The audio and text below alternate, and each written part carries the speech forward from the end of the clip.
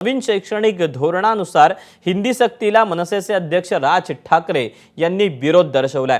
नवीन शैक्षणिक धोरणानुसार पहिलीपासून हिंदी भाषेची सक्ती करण्यात आली आहे। सरकारचे हिंदीकरणाचे प्रयत्न यशस्वी होऊ देणार नसल्याचं राज ठाकरेंनी म्हटलंय। हिंदी ही राष्ट्रभाषा नसल्याचा पुनरुच्चार देखील राज ठाकरेंनी केला आहे।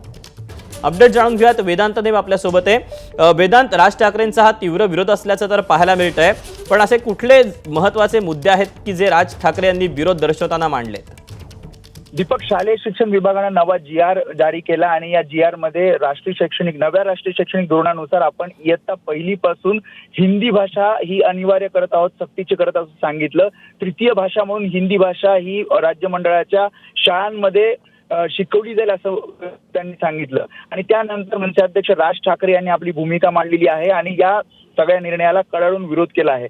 त्यांचं हे म्हणणं आहे की महाराष्ट्र राज्यामध्ये हिंदीकरण केलं जात आहे आणि जे भाषेचं त्रिभाषेचं जे सूत्र आहे ते व्यवहारापुरतच मर्यादित ठेवावं, ते शिक्षणामध्ये आणू नये, हा मुद्दा त्यांनी मांडलेला आहे। शिवाय इतर प्रांताची जी भाषा आहे ती महाराष्ट्रावर का लादली जाते हे सुद्धा त्यांचं म्हणणं आहे।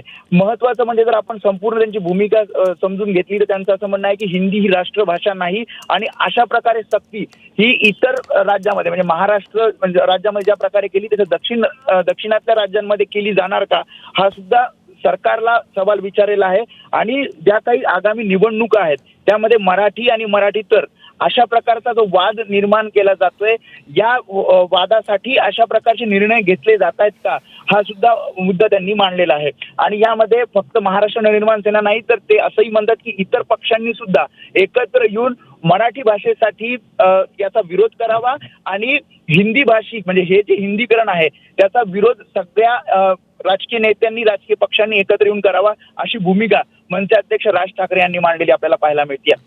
त्यामुळे स्वाभाविकच वेदांत, आता आगामी काळामध्ये मनसे या दृष्टीनं पुढे काय नेमकी पावलं उचलते ते पाहणं महत्त्वाचं असणार आहे। तुर्तास धन्यवाद दिलेल्या सगळ्या सविस्तर माहितीबद्दल।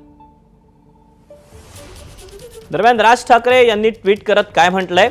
महाराष्ट्रात पहिलीपासूनच हिंदी ही भाषा अनिवार्य करण्यात आली।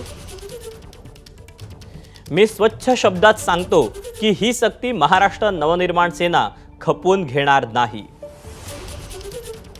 जे सर्वत्र हिंदीकरण करण्याचे प्रयत्न सुरू आहेत ते या राज्यात यशस्वी होऊ देणार नाही। ABP माझा, उघडा डोळे बघा नीट।